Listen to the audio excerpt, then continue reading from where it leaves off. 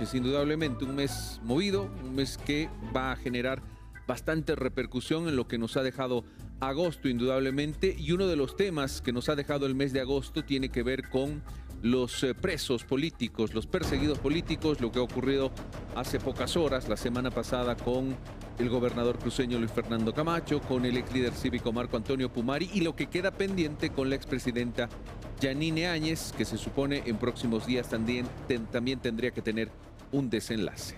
Hoy comenzamos nosotros, que no me pierda, con esta producción, porque en minutos conversaremos inicialmente con el gobernador de Santa Cruz, Luis Fernando Camacho. Aquí al gobernador Fernando Camacho. Bienvenido nuevamente a Santa Cruz.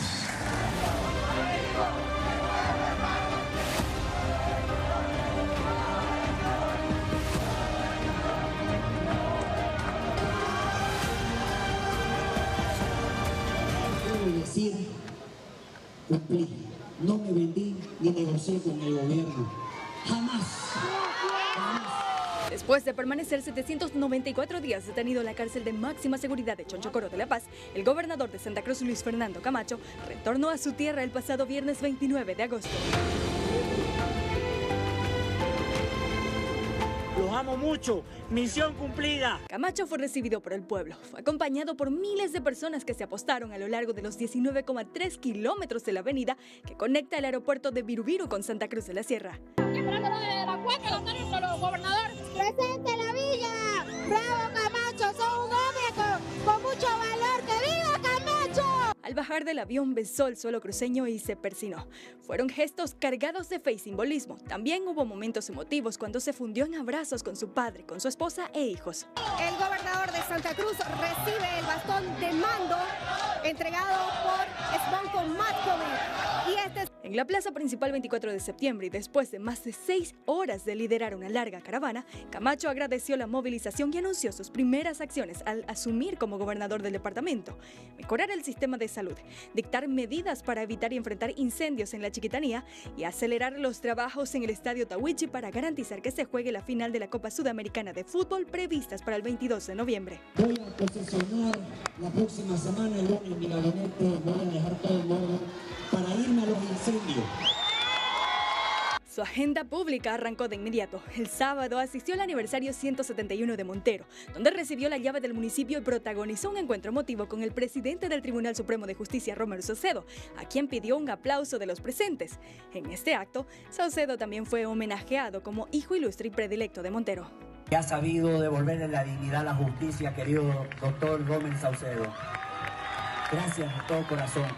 El domingo Camacho participó de una misa en la catedral junto a su familia. El lunes por la mañana se reunió con el presidente de la Federación Boliviana de Fútbol, Fernando Costa, y por la tarde formalizó la presentación del gabinete departamental que lo acompañará en su gestión en la gobernación. Hemos conseguido lograr ese trabajo conjunto entre quienes están en algunas secretarías, estrenándose como secretarios, otros que vienen del inicio de nuestra gestión y lo cual han hecho un trabajo impecable.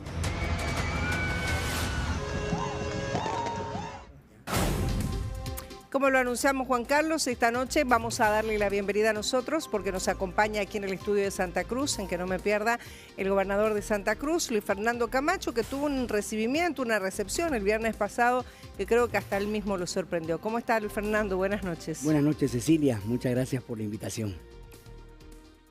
Buenas noches, Juan Carlos. Gracias, gobernador, por estar acá. ¿Cómo le va? Un saludo, un abrazo enorme para usted.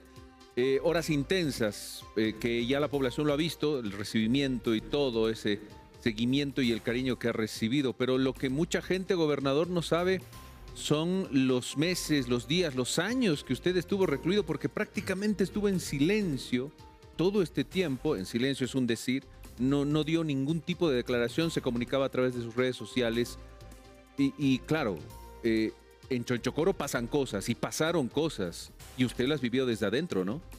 Sí, evidentemente, Juan Carlos, hay que vivirlo para entenderlo, como les decía, ha sido bastante el tiempo, pero éramos conscientes de que esto iba a pasar en una mente en la que sabíamos que el movimiento del socialismo nunca iba a dejar de querer mandar el mensaje a los opositores encarcelando y queriendo lavarle, porque esa es la realidad. Fue un tiempo en el que querían lavarle la cara a Evo Morales y justificar, basado en un supuesto golpe, la huida de un Evo Morales. No se olvide usted que su lema era patria o muerte, entonces no hubo ni uno ni lo otro, y no es porque quería que se muera, simplemente que era un discurso duro de la izquierda que en realidad lo hizo huir, y no fue un tema mío, es un tema de la población, de la ciudadanía.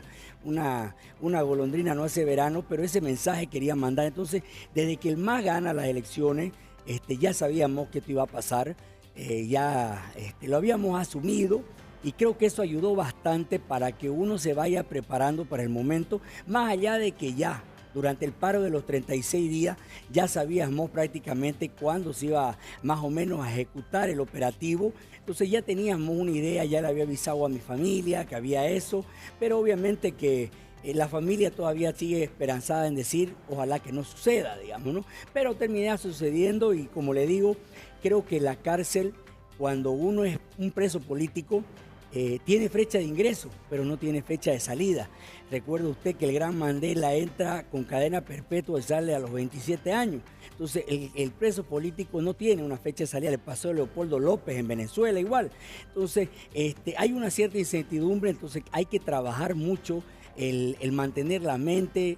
Yo soy un hombre de fe, me apoyo mucho en eso para poder, creo que esa ha sido la base, porque habían cosas que no se contaban, porque obviamente el papel de víctima no me gustaba, y creo que uno como el representante del la primera institución política del departamento no puede estar en esa búsqueda de victimizarse. Yo asumí esa responsabilidad y estuve metido en eso hasta que, bueno, tocó lo que tocó. Mire usted, gracias a Dios, en una semana salimos desde que se dieron las cosas no se supieron? ¿Qué cosas no se tocaron, gobernador, en este tiempo en el que usted estuvo en la cárcel? Bueno, muchas cosas no se tocaron, porque en realidad, yo voy a ser honesto, yo no tuve problemas con la policía en ningún momento.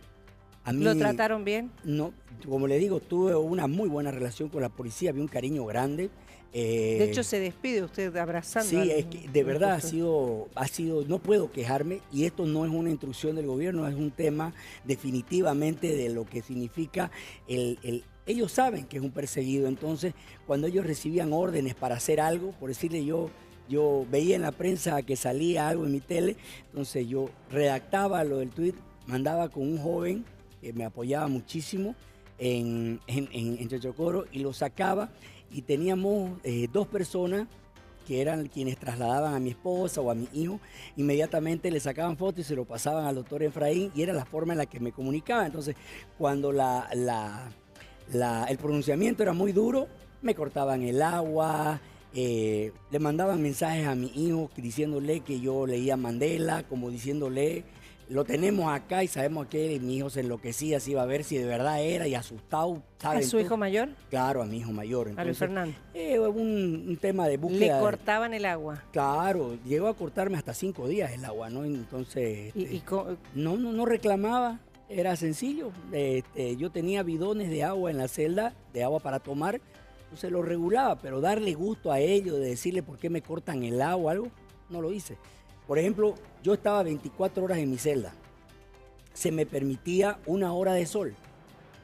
En ese momento que me permite, estaba todavía mi esposa, que fueron los primeros meses, y mi esposa me insiste y me dice, salí, toma el sol 1 hora. Yo le dije, bueno, saco la silla, me pongo afuera. Y pasada la hora, se escucha en el handy y dice, hora completa, febrero adentro. Yo era febrero por mi cumpleaños. Ah, ok. No, entonces me puse a pensar y dije, por 1 hora de sol no le vas a dar el gusto a que ellos se sientan de que, aparte de que te ha cortado la libertad, te la estás restringiendo aún más. Entonces decidí no salir, ni 1 hora. Entonces, los 17 meses y medio que no recibí visita, fue ahí a raíz de un informe del Departamento de Estado de los Estados Unidos, que es que les preocupa al gobierno y me permiten visita. Después de 17 meses y medio, pero durante los primeros 17 meses y medio era en mi celda. no tenía permiso para salir, ¿no? Gobernador, ¿usted en algún momento pensó que iba a morir, a fallecer en la cárcel? Y le pregunto esto ¿por qué? Porque claro, los primeros días, las primeras semanas o los primeros meses, la población se entera del tratamiento que usted tenía que recibir y claro, el problema de no poderlo sacar, no lo querían trasladar a una clínica, a un centro para recibir el tratamiento, tuvieron que trasladar todo ese equipo a la cárcel. ¿Usted en algún momento dijo, por ahí van a darle y posiblemente por la falta de tratamiento quieran que vaya el camino? No le iba a dar el gusto yo, querido Juan Carlos, en eso le di pelea. Lo poco que se podía conseguir en la cárcel de mi derecho lo hicimos a punta de denuncia, tanto nacionales como internacionales. Yo durante el tiempo que estuve, de a poco fue pudiendo meter para tener ciertas condiciones, porque al principio era mi cama y una tele que, una tele que me permitieron meter, pero no tenía nada más. De ahí me permitieron un frigobar, entonces buscaron cómo restringir. Y bueno, en ese sentido había, gracias a Dios, la posibilidad de que muchas veces había gente que me decía, quiero apoyarlo, quiero ayudarlo, ¿con qué le ayudo? Entonces le decía, ¿me pueden meter una lavadora? Y me metían una lavadora, una licuadora. Okay. Una licuadora. Entonces, así, de esa manera pude obtener algunas cosas que realmente necesitaba. Y como le digo, el tema político de la búsqueda de la tortura branca, que es lo que se llama, que no es un tema físico, sino psicológico, venía de los médicos. Los médicos fueron impuestos por el Ministerio de Gobierno. Entonces eran los médicos los que buscaban hacer las cosas. Por decirle, sacaba otro pronunciamiento y me mandaba a mi esposa comida para toda la semana y con la mano lo revolvían, la comida, como buscando algo, digamos, ¿no? Entonces, no había para qué reclamarlo, yo no les iba a dar el gusto porque ellos iban a creer que de verdad me quitaban la vida y al final uno se termina riendo. Que lo intranquilizaban. Sí, al final no, y al final te terminé riendo porque decí, bueno, si hacen eso es porque les preocupa y si les preocupa es porque algo temen. Entonces estaba tranquilo. Los primeros meses no me permitían comer lo normal. Era una dieta estrictísima que en realidad lo que buscaban era como le digo, buscar cómo torturar, digamos, ¿no? Entonces por eso fue que bajé tanto de peso y aún más en ese momento. Estaba demasiado delgado. Llegué a pesar cerca de, no sé, pues como 51 kilos, algo así, digamos, ¿no? Entonces ahí fue cuando sale la foto que estaba bastante delgado. Entonces, pero ya uno comienza... Eso era porque le restringían una alimentación normal. Claro que sí. Entonces ya uno comienza a foguearse adentro y a saber que no, hay que denunciar. Y le dije, no voy a comer y si no me permiten comer, pues no como nada. Entonces ya ellos comienzan a preocuparse. Entonces es una lucha porque ellos lo que buscan es que te llegues a quebrar para lograr el objetivo que es el que quiere, o te inculpes y te dan libertad, justificar que sí hubo golpe y no le íbamos a dar ese gusto, ¿no? Usted denunció, de hecho, que lo llamaron, que un ministro lo convocó, no sé si fue una vez, cuántas veces. ¿Qué ministro fue? ¿Cuántas veces fueron? ¿Y qué le dijo? No, en realidad fue en mayo del 2003, prácticamente estamos hablando pocos meses de que me habían llevado allá. Ya no es ministro, ¿no? No vale la pena decirlo porque buscar darle realce a alguien que no vale la pena. Y me sacan, estaba con mi esposa en la celda y fue un tema en que se acabó el ruido en Chonchocoro y viene una persona que no era policía, abre mi celda y me dice, el ministro tal quiere hablar con usted. Entonces me sacan, estaba ahí y su propuesta básicamente fue esa, ¿no? Había una pelea interna dentro del MAS ya en ese momento y lo que buscaban era que yo con mentiras entregue a otros cruceños. Entonces yo le dije que eso no iba a pasar nunca, ¿no? ¿Qué mentiras? No, como que inculpe que ciertos delitos se los adjudicaban a fulano o a mengano, ¿no? Entonces yo le dije que yo no me iba a prestar a eso y que no, y bien me recuerdo de las palabras textuales, le dije la primera vez, bueno, ministro, le dije... yo miro tele todos los días con mi esposa y como pipoca viendo cómo se va a tal lugar su gobierno, le dije, ¿no? Ahí me entré a la celda después de la conversación y hablé con mi esposa y yo voy a ser sincero, me quebré porque yo pensé que a ella le iba a afectar el que yo le diga, lo rechacé. Entonces me quebré y le dije, no puedo, quiero que lo entendas que no puedo negociar, ¿no? Entonces él me dice, no, y me parece lo correcto, es más, me molestaría que lo hagas. te prometo que yo te dejo si lo haces. Entonces yo me sentía apoyado en ese sentido por mi familia, de que entendía de que no podía negociarlo los principios. Y así como eso fueron prácticamente 9 veces, ¿no? De distintos tipos de ofertas. ¿La misma persona? La misma persona, durante 9 oportunidades, que lo único que buscaba era aprobar tal ley. No, yo no voy a pedirle a los parlamentarios que la aprueben, hacer tal cosa. Hubieron muchas, entre ellas en cada coyuntura buscaba, ¿no? Nuestros diputados que se quedaron en Creemos, no los disidentes, eran un problema para el MAS. Eran un problema porque no se callaban, ¿no? Ellos mantenían sus principios y su resistencia, como cuál era el mandato que le había dado el pueblo en representación de la lucha que habíamos tenido. Entonces era la incomodidad de que eran los rebeldes los que no negociaban, que se quedaron al final pocos, pero que sí les generaba un conflicto. Entonces buscaban de una u otra manera que uno pueda llegar a un acuerdo con ellos y definitivamente no lo iba a hacer. Y con el tiempo te vas no acostumbrando, pero de cierta forma vas ejerciendo el poder de la mente, el poder de que, como le decía, te levantas temprano, te bañas, te cepillas los dientes, te afeitas tu día completo, ¿no? Cocinás, tu hora de gimnasio, de caminar, por lo menos hacer un ejercicio ahí y así pasar el día para que te des cuenta de que es tu cuerpo el que está preso, pero no tu mente, ¿no? Vos tenés que saber que sos libre. Me ponían las esposas, creían que me iban a humillar por las esposas. Para mí era un orgullo, porque es la verdad. Yo no estaba preso por violación, por corrupción, por nada. Estaba preso por una lucha que para mí es un honor haber estado junto a mi pueblo. Entonces, cometían, gracias a Dios, varios errores que generaban molestia en la población y que generaban indignación en la comunidad internacional. Porque si bien hay países como Venezuela, Nicaragua, Cuba, Bolivia, que viven ciertos extremos por parte del gobierno frente a los presos políticos, eso es imposible de creer hasta los partidos de izquierda en Europa.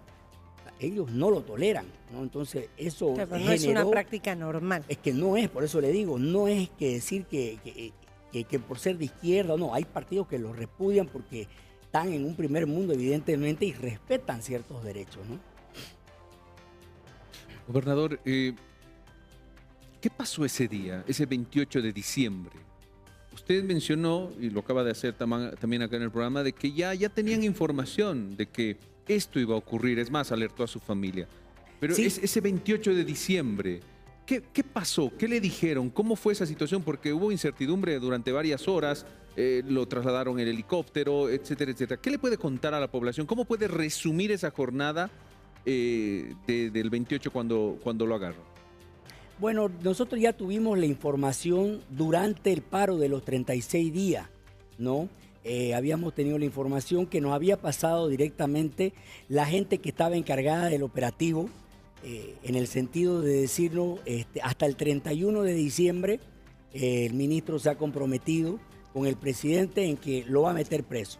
Entonces, el día 24, más o menos, yo en el almuerzo de Navidad con mi familia, con mi padre, específicamente y mis hermanos, yo le comuniqué que eso iba a pasar para que ellos estén, no les puedo decir tranquilos, pero sí que asuman que iba a pasar. ¿Usted sabía la fecha? En ese momento no, yo la fecha lo supe el mismo día a las 7 de la mañana.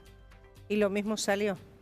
Claro que sí, porque resulta de que me dicen, va a ser hoy el operativo, y le pregunto a qué hora, me dice pasada las 12 del día, todavía me dice el policía, le da para irse a Puerto Suárez y pasar la frontera, y le dije, no voy a escapar, ¿no? Entonces me dice él, y entonces ¿cuál es el objetivo de que yo le diga? Me dice, ¿cuál es el objetivo que usted con tanta insistencia me decía que yo le avise el día? Me dice, entonces, porque yo no debo estar ni con mi hijo, ni con mi esposa, ni con nadie, pues no, porque obviamente tengo un hijo joven de 15 que tenía 12, que es feo ver ese tema, entonces ver esa situación. Entonces yo directamente ya sabía que ese día iba a pasar. El día antes, una semana antes, los diputados de Creemos habían denunciado, pero obviamente que en la política, como se usa tanto la victimización, ya la gente no les cree pues, a los políticos. Lo que queríamos anunciarla y evidentemente se da. Me da tal información que me dice, no va a ser con policías llevados de La Paz, van a ser del DACI Santa Cruz, porque cuando nosotros mandamos el operativo desde La Paz, inmediatamente se filtra en Santa Cruz, así que vamos a hacer el operativo de Santa Cruz para que usted sepa. Cuando me suben a la camioneta, el policía de mi derecha, le digo, póngame las manillas adelante, le digo, porque era como una camioneta incómoda, ya mis brazos no daban y me tenían a mí tapado la cara así, y el policía de al lado me da un puñete acá.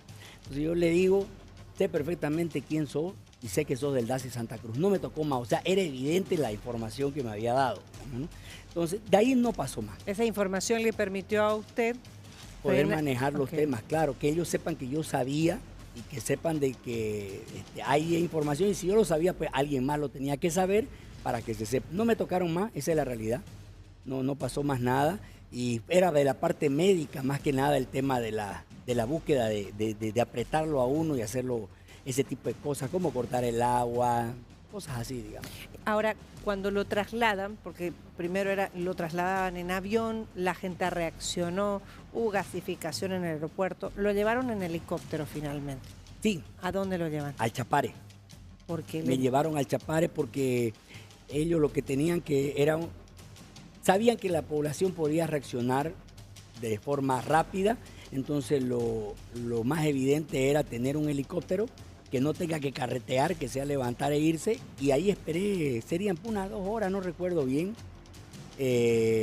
y de ahí llega un avión de la Fuerza Aérea en la que me llevan hasta La Paz, ¿no?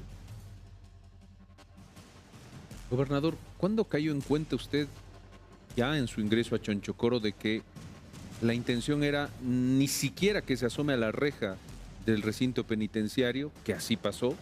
Lo reitero, por el tema de los tratamientos médicos, por el tema de las audiencias innumerables que tenían que trasladarlo presencialmente a Santa Cruz, etcétera, etcétera. ¿Cuándo se dio cuenta de que no iba a salir de Chonchocoro hasta que no cambie el péndulo político en Bolivia?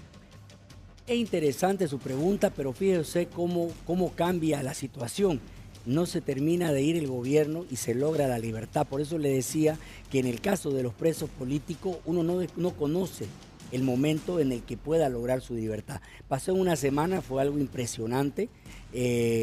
Yo lo aplaudo, y más allá del agradecimiento por haber hecho lo que hizo con todos los presos, no solo por uno, es el aplaudible la actitud que ha asumido el presidente del Tribunal de Justicia, el Tribunal Supremo de Justicia. ¿Por qué? Porque es fácil salir a gritar cuando un gobierno ya no está. Es facilito, pues, ¿no? Entonces, pero hacerlo con un gobierno que está ya de salida, que es irresponsable hasta con sus medidas, un gobierno que sabe que lo ha hecho mal todo, pero sigue buscando la radicalidad de persecución, como lo hemos visto con el doctor que vinieron y se lo alzaron aquí hace pocos meses, el doctor, no recuerdo el nombre, que es de la Fundación de Derechos Humanos, si no me equivoco, Balda. Doctor Balda. Entonces, es como decimos aquí en Santa Cruz, el tigre herido tira zarpazo. Entonces ya ellos buscando cómo, no sé qué pretenden, pero como todo lo hicieron mal y lo siguen haciendo, buscan cómo generar ese mensaje a la oposición, ¿no? ¿Cuál fue el momento? Porque usted nos cuenta esta noche que evidentemente trabajó mucho, quedo con una frase que dijo, el cuerpo puede estar preso pero la mente no. Así es. Pero ¿cuál fue el momento en el que sí logran de alguna manera quebrarlo dentro? ¿O nunca hubo? No, nunca me quebraron. ¿No? El quiebre ha sido interno y la solución ha sido de rodillas. Es mi fe la que me ha mantenido firme.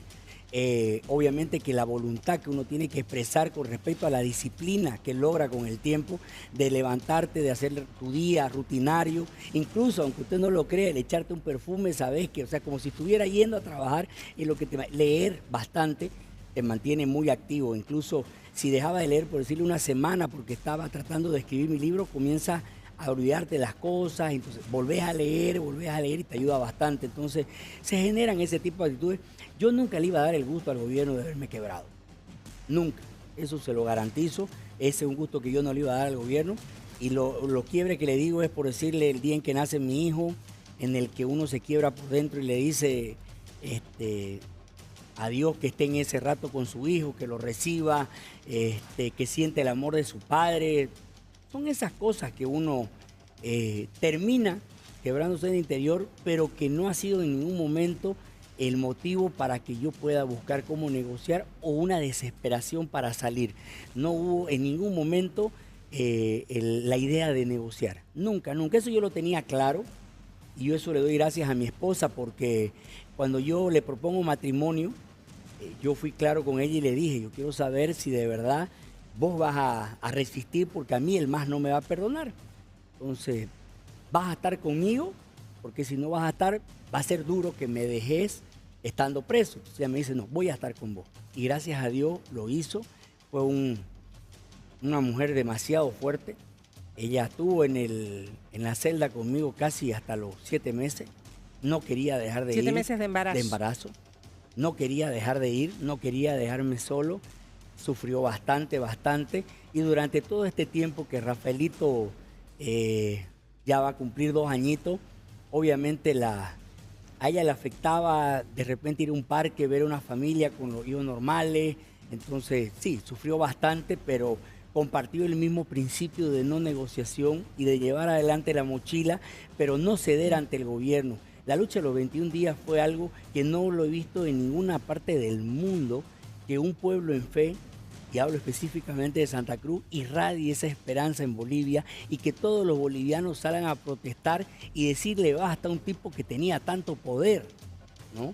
Porque Evo Morales era un tipo que tenía poder, incluso si le saca el fraude, tenía cierto poder, que incluso lo tiene porque tiene un entorno muy cercano y fieles seguidores de él que son del Chapare, pero no le iba a dar el gusto en ningún momento. Esa fue una definición que lo hicimos en familia, y no nos iban a quebrar. Entonces, el sufrimiento lo llevamos, lo sobrellevamos. Les prohibí que por favor no lloren, no le den el gusto, que lo vean llorar. En cámaras. En cámaras, en ningún lado. Que no le den el gusto. No, trague saliva, pero no les dé el gusto de verlo llorar, porque eso es lo que buscan ellos y no hay que darle esa satisfacción. Gobernador, en estas primeras horas después de su arribo a Santa Cruz, después de su salida de la cárcel de Chonchocoro, ya se han ido conociendo algunos de los detalles de su futuro, al margen obviamente de retomar, que ya lo hizo, la gestión que queda, los meses que quedan como gobernador de Santa Cruz, gestión interrumpida, dicho sea de paso. Usted ya anunció que el próximo año en las subnacionales va a ir a la reelección, se va a presentar a la gobernación. Esto creo que está ratificado, nos lo va a contar enseguida. Pero también mi pregunta va a colación de, ¿usted volvería a candidatear a la presidencia de Bolivia? Yo creo que primero hay que ir quemando etapas. No lo he pensado, esa pregunta que me hace no ha pasado por mi cabeza. La coyuntura actual en la que nos hemos encontrado y la búsqueda incansable de la unidad nos llevó a buscar ese entorno. Lastimosamente no se dio, pero sí te das cuenta de que hay etapas o lugares en los que tenés que todavía definir. Creo que es importante saberlo y el compromiso sobre todo con el pueblo cruceño, ese recibimiento para mí ha sido, soy un agradecido con mi gente, pero lo he recibido también como ese voto de confianza que no se puede defraudar y que hay que ponerle aún más esperanza a la gente, pero cumpliéndole objetivos.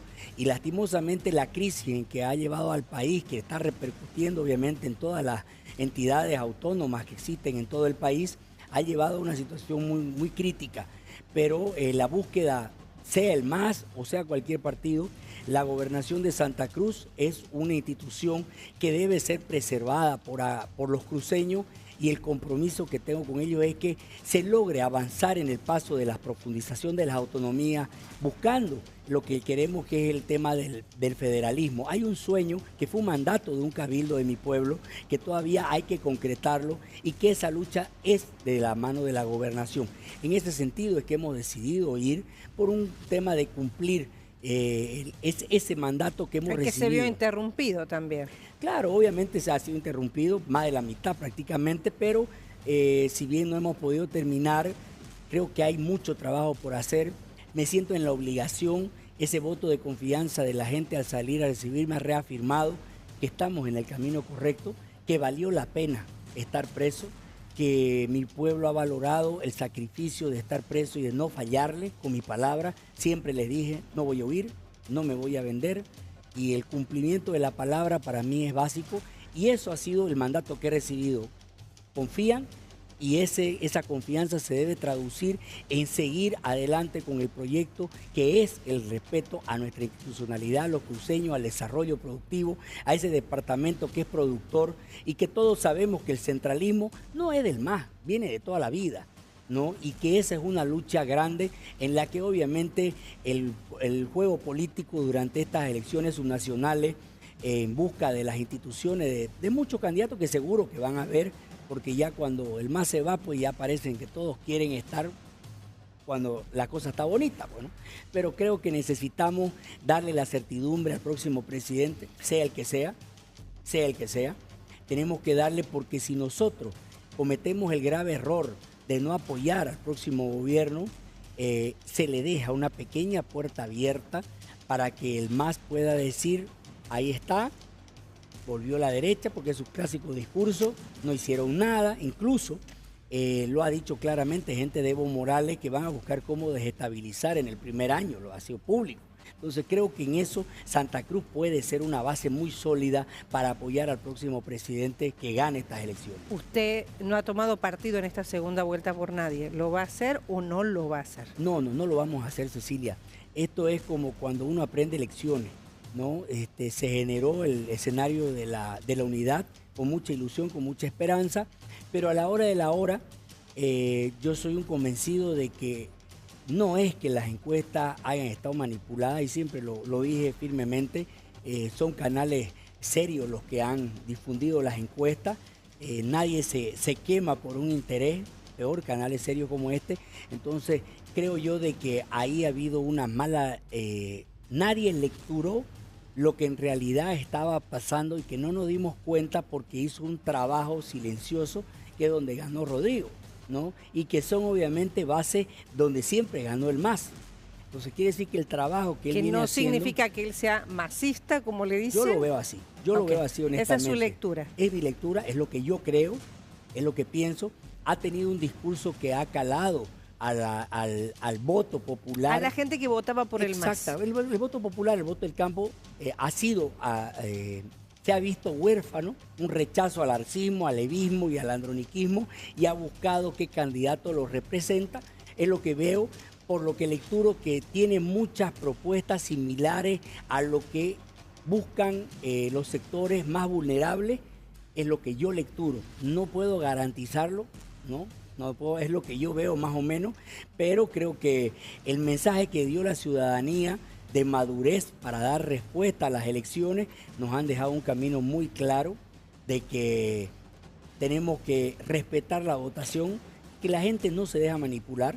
Nosotros que tenemos un relevamiento de datos, por ejemplo, tenemos levantamientos en lugares, como le digo, del masismo, San Julián, Yapacaní, un voto partido nulo y el otro voto a Rodrigo. Entonces esas cosas creo que hay que lecturarlas sin entrar en la guerra sucia, sin entrar en nada, porque tiene que servirnos como base para saber que especialmente los que están dentro de la cancha en este escenario de la segunda vuelta. Nosotros no vamos a formar parte, ni lo vamos a hacer ni con uno ni con otro, no vamos a meternos a hablar ni bien ni mal de los dos. ¿Se va a reunir con ellos? Claro, si ellos quieren una reunión, yo no tengo problema, queremos afianzar ese compromiso de apoyarlo al que gane las elecciones desde Santa Cruz, desde la gobernación. ¿Nunca se reunió con Rodrigo? Una vez me reuní con Rodrigo en mi primer año de gestión, ahí lo conocí. Ya él hablaba de unidad, para eso él pidió la reunión, pero él nunca planteó ser candidato, simplemente planteó un escenario de unidad. Nunca más hablé con Rodrigo, nunca más supe, eso fue al inicio, donde él prácticamente me comentó que estaba buscando ese tema de la unidad, y esa fue la reunión básicamente. No entramos a más detalles, y de ahí pues obviamente no lo vi. Lo que escucho es que él dice que viene hace mucho tiempo a hacerlo, lo desconozco, no lo sé, pero es lo que yo lecturo. Y obviamente que en esta guerra política que tenemos hoy por hoy los cruceños, ha habido una guerra pero despiadada, sucia, en la cual el pueblo lo ha rechazado con ese voto. Lo veo así. No le ha gustado la guerra asquerosa y sucia, porque mientras el país se cae a pedazos, los candidatos buscan descalificar a otros candidatos, cuando en realidad el enemigo verdadero es el movimiento al socialismo, es la crisis, es el diésel, es la gasolina, es la canasta familiar. Esos son los problemas reales. Entonces creo que la gente que es más humilde ha rechazado eso, es lo que veo yo. Pero como yo no lo puedo garantizar ni certificar, prefiero mantenerme al margen por el respeto a esa decisión que ha tomado el pueblo boliviano.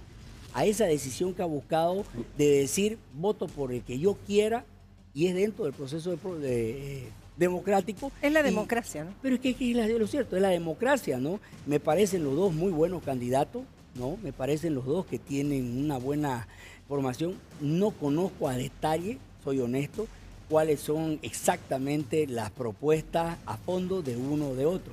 Solo los de que salía en debate, que se pasa muy por encima, pero que creo que hay que hilar muy fino para que podamos saber el cómo lo van a ejecutar, ¿no?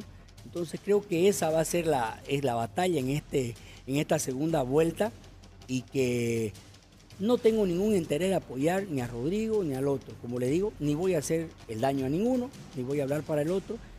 Tendré mis opiniones y mis preocupaciones como cualquier ciudadano, pero no vamos a ayudar ni perjudicar absolutamente a nadie, ni nos presiona el hecho de que digan que nos tenemos que unir a uno o al otro. No existe, en eso somos claros nosotros y vamos a respetar lo que decida el pueblo boliviano y vamos a apoyar al presidente que salga por el bien del país, ¿no? Ahora, gobernador, le quiero hacer una especie de comparación, guardando distancias y diferencias, obviamente, pero usted lo sabe muy bien porque usted ha estado en campaña, usted ha ganado la gobernación de Santa Cruz, como bien todo el mundo sabe, y claro, también se conoce la situación que ha tenido con su acompañante de fórmula, con el vicegobernador, el señor Aguilera, ¿verdad? Es público y usted mismo lo ha manifestado. ¿Cómo está la situación en este momento? Le digo esto y le hablaba de una comparación porque mucho se está hablando de una candidatura que aparentemente tiene problemas entre el presidenciable y el vicepresidenciable. ¿Usted cree que se dan esas diferencias que en su momento llegan a ser insalvables? A eso me preocupaba un poquito, ahora que lo ha preguntado usted, a lo que me refería de que sin duda hay ciertas preocupaciones que uno tiene y que no las manifiesta para que no se lecture que está apoyando a uno o al otro. Pero obviamente hay ciertas preocupaciones cuando ves ese tipo de cosas que pasan, que te preocupa porque al fin y al cabo tenés un presidente, tenés un vicepresidente. ¿Conoce a los candidatos a vicepresidente o no los había visto antes? No, yo no los conozco, a ninguno de los dos. ¿A ninguno de los dos? No, a ninguno de los dos. ¿Conoce más o menos, por ejemplo, la trayectoria de uno o el aporte que puede dar uno? Ejemplo, en el caso de Tuto Quiroga, Juan Pablo Velasco, en el caso de Rodrigo Paz, Edman Lara, que es ex policía, que habla de combatir la corrupción. No conozco. Yo lo que conocí fue en un cierto momento determinado, que fue cuando pasa lo que pasó con el capitán Lara, pero más allá no puedo decir de uno ni de otro, ni bien ni mal, porque no los conozco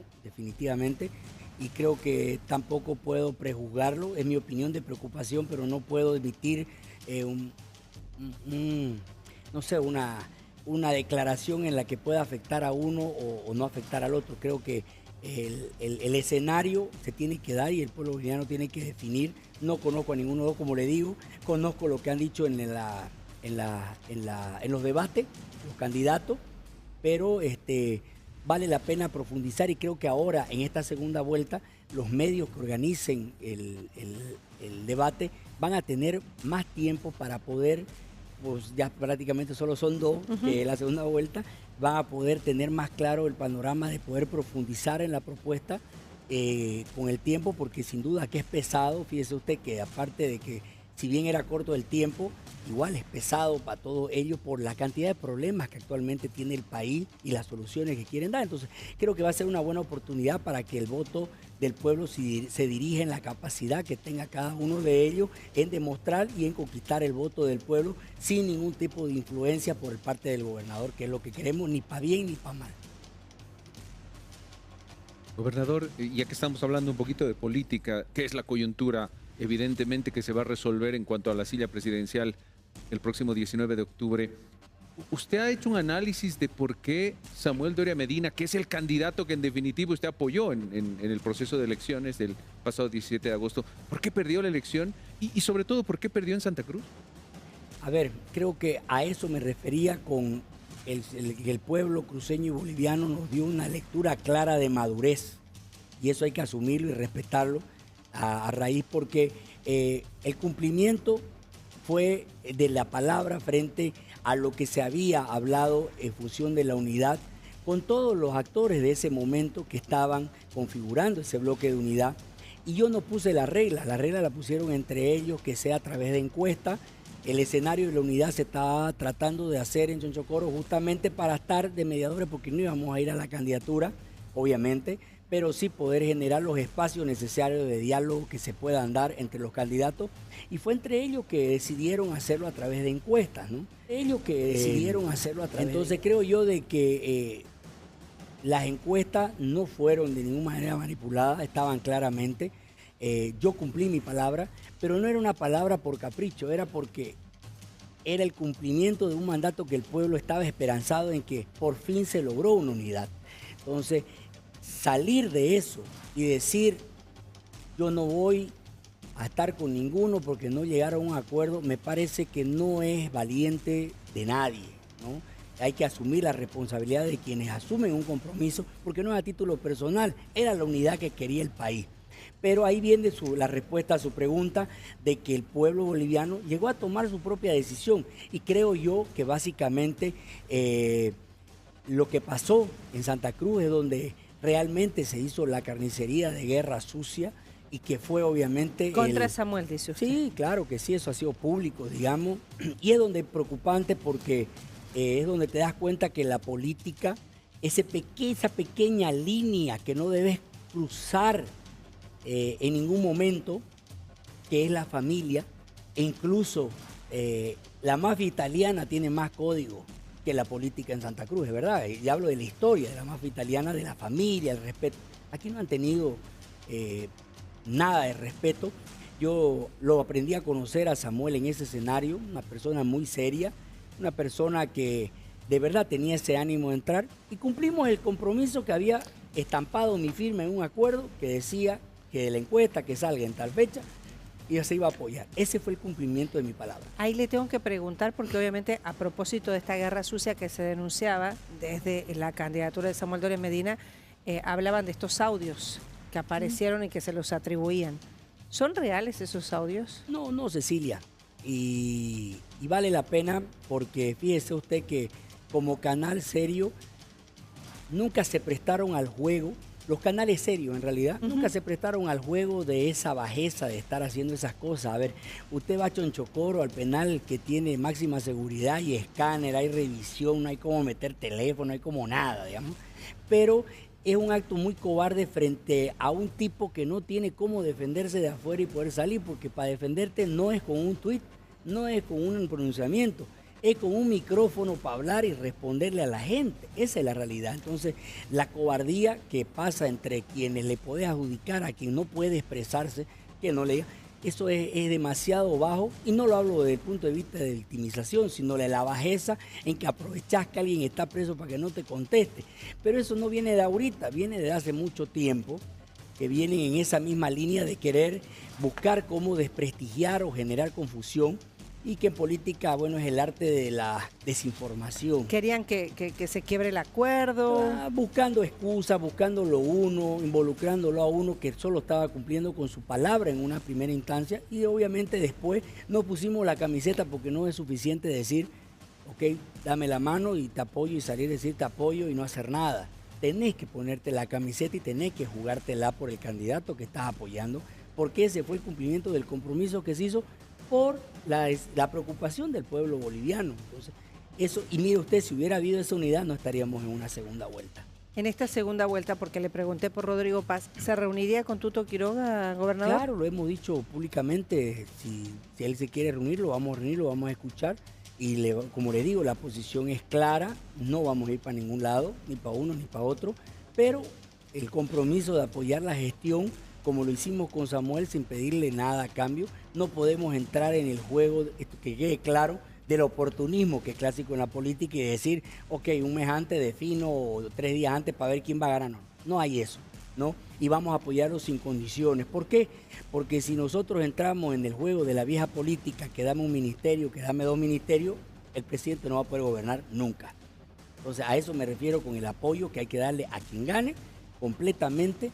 Y creo que ese debe ser un compromiso no solo mío, de los dos candidatos de apoyar uno a otro en caso de que uno pierda y el otro gane. Creo que es básico por la gobernabilidad. Por supuesto, porque va a haber una asamblea totalmente diferente a lo que estamos acostumbrados en estos 20 años, ¿no? Y ahí hay que despojarse, obviamente, de cualquier interés, porque estamos jugando el futuro de un país que, si bien ha defendido el voto, que ha creído cada uno en su conciencia hacerlo bajo el esquema democrático que hay y que es respetable, pero que tenga las reglas clarísimas de que en el caso de que uno pierda, pues hay que generar la gobernabilidad que se necesita en el país, pues si no, no va a servir de nada el sacrificio ni del 21 días, ni de los 36, ni los 3 años de cárcel. No va a haber nada que busque, porque eso va a querer hacer el MAS, buscar la oportunidad y el huequito en decir, no nos sacan de la crisis o algo. Y vamos a ser honestos, o sea, hay muchos temas que solucionar en el país. Económicos principalmente. Principalmente, porque esa es la base.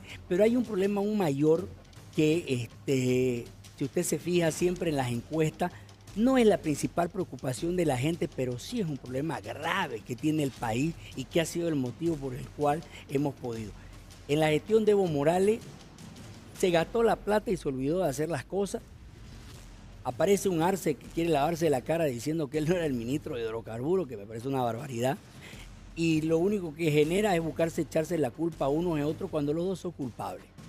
De la crisis que vivimos, uno porque empezó a gastarse la plata y por el otro que no tuvo la capacidad de poder gobernar un país y tomar medidas reales. Y no es porque uno sea de derecha o de izquierda. La economía es clara, ¿no? La lectura de la economía que usted busque, si de derecha o de izquierda, eso no salva a un país. Son las medidas concretas que uno hace para salvar. No va al médico para que le digan, ay, pero ¿por qué no vas al peluquero o otra cosa? No va al médico para que lo cure, ¿no es cierto? Y esas medidas son las que hay que tomar, y esas medidas que hay que tomar no hay que verlo con ideología. No hay que verlo con ideología, porque la economía es clara de las medidas que se tienen que tomar, y creo yo que es importante el poder ser serios en ese sentido también, porque creo que las propuestas tienen que consolidarse. Y si los candidatos prometen algo que de verdad de repente lo quieren hacer, pero son conscientes de que no se va a lograr, tienen que decirle a la ciudadanía, porque está en juego la estabilidad del Hablar país. con sinceridad, dice usted. Así es, Por ejemplo, no ilusionar okay, para ganar solamente votos, sino que seamos realistas y que la ciudadanía diga sí, me parece o no me parece, y que sean honestos, ¿no? El tema de los bonos, dice usted. Todo, absolutamente todo, ¿no? Por eso le digo, no es solo el qué van a hacer, sino el cómo lo van a hacer, para poder generar con certeza en si lo van a poder o no lo van a poder, porque en todos los temas. El tema corrupción, es a lo que yo me iba, es un tema donde ha pasado lo mismo que pasa en muchos países. Nos acostumbramos a vivir con la corrupción que ha habido de toda la vida. Esa es una realidad. Se normaliza. Se normaliza. ¿Qué es lo que ha pasado con la gasolina? Lo normalizamos. ¿Qué pasó con los dólares? Lo normalizamos. ¿Me entiende? Pero así le pasó a Venezuela hasta que se dieron cuenta que ya buscaban comida en los basureros. Entonces creo que, y lo digo con completa sinceridad, el mensaje es que Camacho es un radical. Cuando yo le decía, con la dictadura no se negocia. Ahora los ve a los productores que se cansaron de reuniones, que no les solucionaron los problemas, y ya hicieron una marcha, pero dijeron, no nos vamos a sentar porque somos motivo de burla. De verdad, o sea, se juega. Y recién se dan cuenta que es así, ¿me entiendes? Entonces, creo que mucho ayudó el sentarse y darle ese pequeño oxígeno al gobierno, que si bien tiene que terminar para que no salgan con el famoso discurso de inestabilidad, soy del criterio que tiene que terminar, pero que también más allá de terminar o no terminar su gestión, debe darse a conocer claramente que ese es un verdadero problema que tenemos como país. Yo creo que el tema de la corrupción es fundamental, hay que solucionarlo, no lo podemos normalizar como lo hemos emprendido a normalizar todo. A mí la verdad es que eso es preocupante, porque ya te metes en tu cabeza y lo metes dentro de tu agenda que tenés que irte 3 horas antes para hacer cola o 4 horas, y eso es lo que le permite al gobierno seguir diciendo, se la echa. Y ustedes fíjense, hay una triangulación del abastecimiento de combustible. Un mes a Santa Cruz le dan, al otro mes no le dan a Cochabamba, al otro mes en La Paz, o sea, y hasta ahorita no se han dado cuenta de que ese ha sido su discurso desde un inicio. Firmar actas que están acostumbrados, es gente que no tiene palabra. Y cuando hablamos de dictadura, son personas que están haciendo las cosas a su manera y a la fuerza, y tienen desesperado al pueblo y le siguen mintiendo. pero lo que uno no debe prestarse es a ese juego. ¿No va a pasar con el futuro gobierno? Por eso le digo, una cosa es que nosotros generemos la estabilidad, pero también tenemos que ser sinceros de que tampoco vamos a permitir de que se siga jugando con eso. Por eso lo hemos dicho el día que llegamos nosotros acá en la plaza, esa posición de defensa de nuestro desarrollo, del sistema productivo, no es solo con el MAS, va a ser con cualquier presidente que haya, en función de exigirle que cumplan, en función de decirle que Santa Cruz no se sienta relegado. Nos sentimos orgullosos, lo que tenemos es fruto del esfuerzo, de la visión, de ese movimiento económico, de ese sector productivo, sí, pero queremos también exigir que seamos parte de esa Bolivia, de que nos permitan generar nuestras propias condiciones. Yo creo que no existe un solo departamento que no esté de acuerdo que en su propio departamento se elijan al fiscal de distrito, a los fiscales, a los jueces, a los vocales, que tengas autoridades de tu departamento y que no tengas que ir hasta La Paz a quejarte, que puedas solucionar. Y eso es el sistema de que nosotros queremos, no solo soñamos, buscamos implementar, que es el sistema federal, que muchos le tienen temor porque el MAS ha sentado igual que las autonomías, son separatistas. Y ahorita el presidente de la Asamblea, el presidente de la Comisión de Autonomía de la Asamblea es un masista. O sea, nos hicieron pomada, hubieron presos, Ebonco tuvo 10 años, mucho como ellos, por la lucha autonómica, y ahora el MAS se lleva la Comisión de Autonomía, cuando en realidad la han repudiado siempre. Entonces, esas son las cosas. No es lo mismo que usted en su casa entren a robar sin que sepa, a que su marido sea el que le dé las llaves para que se entren a su casa. Eso es, más daño hace el cómplice que el mismo, porque es el que le facilita el camino. Entonces, eso es lo preocupante, esa es la unidad en la que hablo de Santa Cruz, que ahora como ya el masismo prácticamente tiene solo un diputado de representación en el Parlamento, empecemos, unámonos como Santa Cruz, porque tenemos que dar certeza, certidumbre y apoyar al próximo gobierno, pero no ser cómplice de las cosas malas. En la gobernación, ¿qué le queda pendiente? Son algunos meses, obviamente, hasta que se ingrese en esta nueva campaña. Usted ha dicho que va a ser candidato. ¿Cuál será su relación? Si va a haber relación con su vicegobernador o no va a existir. ¿Cómo se va a manejar el gobernador? La posición clara, la función, que tiene el vicegobernador es suplir cuando el gobernador no esté, más allá de algunas pequeñas otras cosas, ¿no? Entonces, yo no voy a entrar en la disyuntiva de entrar en la guerra con él. Él ya tomó su posición, decidió hacer alianza con el MAS. Es un tema de principio, no es un tema personal. Yo se lo digo así. Yo lo veo porque sí, me negoció, me entregó lo que usted diga, pero básicamente defraudó al pueblo cruceño. Yo cuando lo invito a Mario Aguilera a ser mi vicegobernador, lo hice porque sentí que era una persona de principio. Yo voy a ser honesto. Y le digo claramente, Cecilia, algo que tengo que decirle al cruceño, porque hay que hacerlo. Yo lo tengo en la garganta desde que sucedió esto, de pedirle disculpas al pueblo cruceño. De verdad que si yo hubiera sabido que el vicegobernador iba a ser una persona que iba a pactar con el MAS, jamás lo hubiera invitado a ser mi vicegobernador, porque, como le digo, uno busca una persona que sea consecuente con uno. No te imaginas que vaya, te negocie con la desesperación de ser gobernador, pero no es el tema. Es que el silencio en el que se ha llevado todo este tiempo es el que ha generado que Santa Cruz no tenga una posición, pues teníamos un alcalde frontalmente apegado al MAS y un vicegobernador en el silencio escandaloso. Entonces, esas cosas no la podés, porque no la podés dejar pasar, porque estás hablando del pueblo que votó por una persona o por una dupla que confiaba. Y el pueblo cruceño creo que es el único departamento que de verdad podemos decir que es antimacista. En su mayoría hablo yo, ¿no? En mayor cantidad. Entonces ese sentimiento del antimacismo se traslada en un compromiso que él le falló al pueblo y que me siento en cierta forma, no le digo pues culpable, porque cada cosa de las personas tienen sus propias repercusiones, pero es triste saber que bueno, esa persona no cumplió los compromisos básicos. Y lo que le digo yo no es un tema de resentimiento, de rabia, de odio.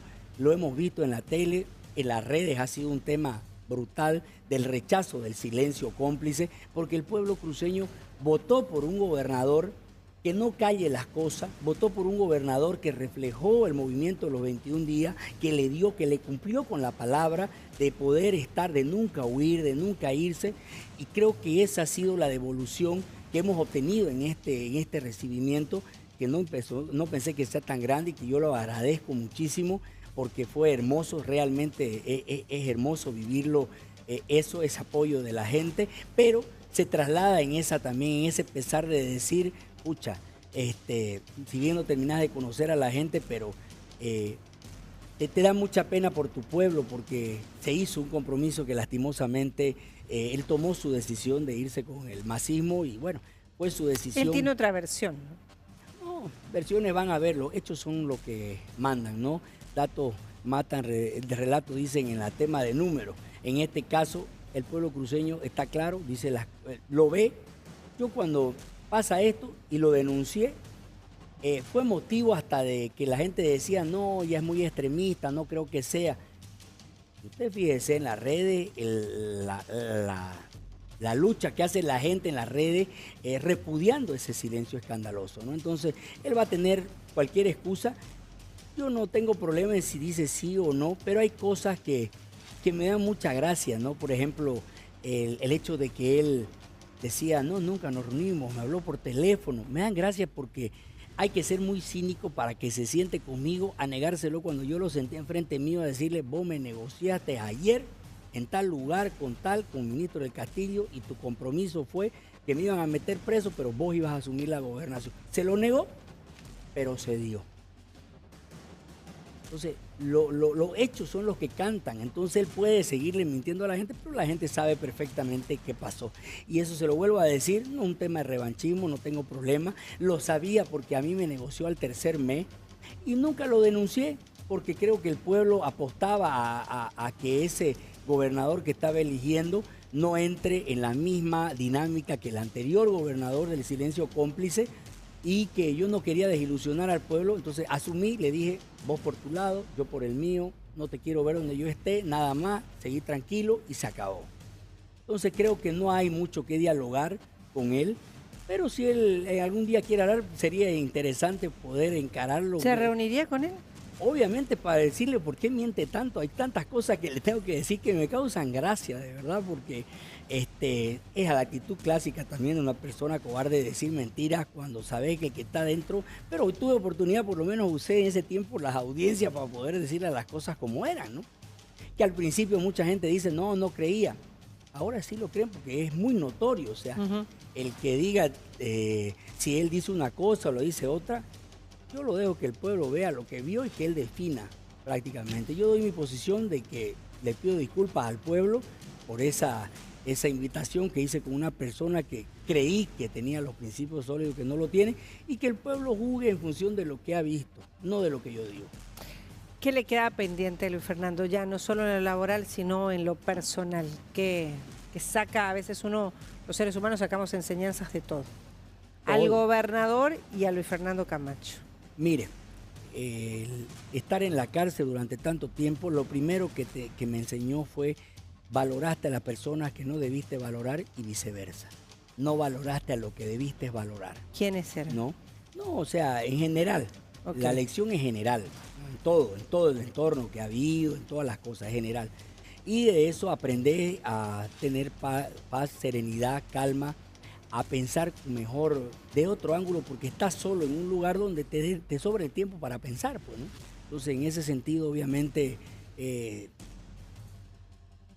formás mejor, lees lo que necesitas leer, tenés el tiempo suficiente, escribís lo que querrás escribir, y creo que ayuda muchísimo, sobre todo a templar el carácter, ¿no? El sufrimiento siempre forja el carácter, ¿no? Y no hay que decirlo.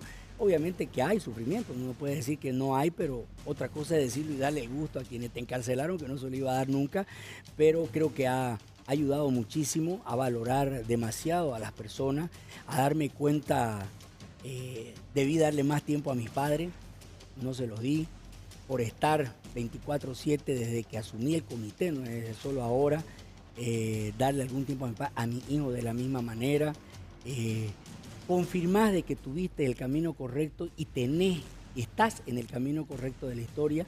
La conciencia es el mejor juez que tiene uno, Cecilia, ¿no? Entonces, mi conciencia de saber que cumplí con mi palabra, que sé cuál es la verdad en función de todo lo que digo, me da la moral suficiente para poder sindicar a aquellas personas, porque yo no acepté jamás venderme a pesar de estar preso, sin ver nacer a mi hijo, sin ver a mi esposa, sin ver a mis padres. Mi papá tiene 80 años, la preocupación por su salud. Entonces, después de haber entregado 3 años de tu libertad, te da el valor moral como para decir, estás en el camino correcto, tenés que seguirlo haciendo, sea este o con quien sea, y hay el compromiso mayor de que tenés que continuar en lo que significa este tema de la gobernación, como en la candidatura, para responderle al pueblo y a tratar un poco de restituirle estos 2 años de silencio cómplice en el que, si bien no es mi culpa, pero yo fui el que lo invitó al vicegobernador y que me apena muchísimo, ¿no? Iniciamos hoy septiembre, ahí estábamos viendo las fotos ya con su papá, con la familia, el reencuentro, fotos muy emotivas, creo que ese también fue un momento de quiebre para Luis Fernando, pero iniciamos septiembre. ¿Qué le dice? Porque además aquí me dicen que han preparado algo para que usted pruebe por el mes de Santa Cruz, que me va a acompañar ahora. ¿Qué le dice a la gente de Santa Cruz? ¿Qué le dice a su pueblo, a la gente que lo recibió el viernes, que lo está mirando? Primero agradecerle por ese hermoso recibimiento, que tengan la certeza de que como siempre cumplí con mi compromiso, cumplí con mi palabra, lo voy a hacer. Cuando uno hace lo correcto, siempre van a haber quienes quieran detractarlo a uno, pero decirle que este mes sea de esperanza, sea de confirmación de que siempre estuvimos en el camino correcto, en que el pueblo cruceño es esa luz de esperanza para el pueblo boliviano, la firmeza del pueblo cruceño, y que ahora se respiran aire de libertad y que los cruceños deben festejar más que nunca, porque fue el mismo cruceño que de aquí partió con esa luz de esperanza al pueblo boliviano para que logremos esa renuncia de Evo Morales, lo que nos permite seguir soñando. Hemos logrado el objetivo en las urnas para tener la posibilidad de sacar al masismo y poder darle la alternativa. Ahora ellos van a decidir y decirle a los cruceños que vamos a seguir trabajando. No es fácil asumir una gobernación en la situación real que está, pero siempre vamos a ser directos, frontales, con la verdad y con la misma moral que nos permite decirlo, con los cimientos sólidos de que se sepa que nosotros nunca vamos a pactar con el MAS y tampoco vamos a someter a Santa Cruz al silencio por intereses. No tengo ese interés. Decirle que felicidades, se lo merecen, festéjenlo, es el esfuerzo de ustedes. Fue su esperanza la que irradió a toda Bolivia y con la que finalmente conseguimos sacar al masismo, y que ese es un regalo que tenemos todos los cruceños que celebrarlo durante este mes de nuestra libertad, y este mes que nosotros tenemos que cerrar un ciclo del masismo y de buscar mejores días de unidad entre las instituciones, entre el pueblo cruceño, que está en la unidad nuestra fortaleza. Bueno, acompáñeme ahora, por favor. Aquí Matías nos va a mostrar qué le preparó Mati. A ver, vamos. Venga, con Ceci, Mati. porque estuve de chef. He estado toda la semana, o bueno, el fin de semana, sabía que venía el gobernador, por sabía favor. que extrañaba sus comidas típicas usted y dice, recién lo pase, estaba gobernador, mencionando, por favor. gobernador. Gracias. Aunque usted dice que le mandaban Bienvenido. comida de Santa Cruz. Claro. Aquí nos vamos a liberar un ratito de la entrevista seria y formal. Sí, pero no es lo mismo comerlo recalentado. Me imagino que no. Comerlo aquí, ¿qué extrañaba De más? todos ¿Cuál modos- es su plato favorito? Majadito batido. Majadito Ah, batido. muy bien. Vamos. Majadito batido. ¿Qué Chincha, querés darle? mocochinchi. Mocochinchi. Mocochinchi, Vamos a bien. servirle, Entonces, entonces. claro, lo servimos, igual lo comemos tranquilo, no se preocupe, Gracias. pero queríamos nada más darle un detallito, ¿no? Y por supuesto aprovechando este mes de septiembre, el Compartamos, inicio gobernador, del mes aquí de tiene. Santa Cruz, Gracias. con buenas Pásame, comidas Mati, el típicas. vaso, por Y lo favor. vi Yo sin la también gorra, entonces dije, Yo ¿por qué quiero no un vasito. sombrero de sao? ¿Va o no va? Claro que sí. Ahí Claro está, que perfecto, gobernador. Gracias. Le queda perfecto. Muchísimas gracias por estar con nosotros. aquí Háganos en Que el No Me honor, Pierda. gobernador. Lo que usted ¿Qué quiera. va a probar? Esto No, es va a probar para el majadito. Me encanta. Como el majadito batido es. ¿Alguien lo prepara en especial en casa o...? A mi esposa le sale espectacular. Ok. A la señora que trabaja en la casa también le sale muy bueno. Muy bien. ¿Y Adelante, algún, ¿Y gobernador. algún postre, gobernador? ¿Arroz con leche? ¿Algún budín? La verdad es que todo es rico, ¿no? Arroz con leche, budín, flan. Todo, aquí en Todo Santa Cruz, rico, todo es todo rico. es rico. Además, en este mes maravilloso voy a probar todo esto, ¿no? ¿O Sí, no? la verdad Majar que blanco. Bueno, nosotros queremos que comparta un poquito con la gente, que la gente lo vea también en otra faceta. Gobernador, gracias por cumplir también su palabra. El viernes nos dijo, estoy la próxima semana a estar aquí. Y gracias por conversar de frente con toda la gente. Gracias a usted, Cecilia. Muchas gracias. Mati, ¿querés decirle algo? nada, gobernador, a ponerlo mejor ahora, a recuperar el tiempo perdido. Es correcto. Y a degustar, ¿no? Aprovechar la A gastronomía. disfrutar septiembre también. Una cosita más. Se viene la feria, Expo Cruz. Me encantaría tenerlo en el stand de Red 1 en que no me pierda una nochecita, un ratito. Sí. ¿Puede Claro ser? que sí. Lo comprometimos, Ya lo amigo. comprometimos. Gracias, Yo gobernador. le voy a decir algo y espero que no se sientan comprometidos. Tengo que agradecerle personalmente, en nombre de mi familia, la posición clara que ha tenido su canal frente a lo que ha sido la situación de mi arresto, en general de los presos políticos, obviamente, pero en lo que concierne a mi persona, lo que mi familia sentía, porque cuando ellos viven, no es lo que yo vivo, termina uno dándole fuerzas a ellos, ¿no? Entonces, ver la injusticia frente a que hay una voz que lo dice en la prensa, que defiende o que por lo menos busca la verdad o busca desenmascarar las cosas, es algo que lo valoramos dentro del marco. Usted siempre ha sido una persona muy responsable en eso. Yo quiero agradecerle porque ha sido un bastión importante el que todo lo que nos ha pasado a los presos políticos haya pasado por un compromiso social, por este canal y por la injusticia que vivimos y la preocupación que siempre ha tenido usted y que siempre se lo he dicho de que las cosas, la lectura como son, sin filtros, porque tienen que ser, y eso es lo que da la esperanza a la ciudadanía y que le aplauden, porque yo sé que lo aplauden y la tienen como una persona de principios, de valores, cimientos sólidos y sobre todo como esa persona que puede ser la voz de los que aquellos que no pudimos tenerla durante muchos años. Así que gracias, Cecilia. Muchas gracias, gobernador, por estar aquí. Gracias por esas palabras. Yo creo que lo importante del periodismo en el país es siempre ir con la verdad, con la legalidad, que ese es otro tema, porque hay que defender la legalidad, la democracia, hay que defender a la gente. Uno nunca está equivocado cuando está del lado de la gente, definitivamente. Así que muchas gracias, gobernador. Gracias. Bienvenido. Gracias. Nuevamente a Santa Cruz. Mati. Gracias, gobernador. Gracias. Muchísimas gracias por estar con nosotros. Gracias por venir a Que No Me Pierda. Gracias por estar nuevamente en Santa Cruz. Y bueno, nosotros nos quedamos aquí con la gastronomía.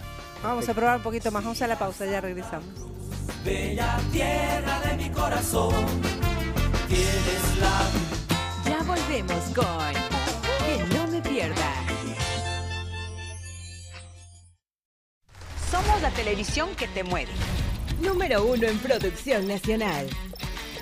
Para captar nuestra señal HD totalmente gratuita, conecta tu televisor a una antena común. Selecciona la opción en señal T de antena aire. Realiza la búsqueda manual o selecciona autoprogramación. Sintoniza